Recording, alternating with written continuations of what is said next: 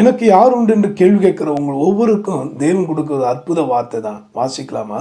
ஏசாயாவின் புஸ்தகத்துல 30ஆம் அதிகாரம் 18ஆம் வசனத்தின் கடைசி பகுதி. கர்த்தர் நீதி செய்கிற தேவன், அவருக்கு காத்திருக்கிற அனைவரும் பாக்கியவான்கள்.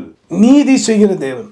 இன்னும் சொற்பமான நாட்கள்ல உங்க வாழ்க்கையில அவர் எப்படிப்பட்ட நீதியை செய்து உங்களோடு இருக்கிறார் என்பதை நிரூபிக்க போகிறார். இந்த அற்புதத்தை பெற்றுக்கொள்ள நீங்க உங்களுக்கு தேவை வெறும் விசுவாசம்தான். அந்த விசுவாசத்தோடு நம்ம ஆண்டவரை நோக்கி கேட்க போறோம்.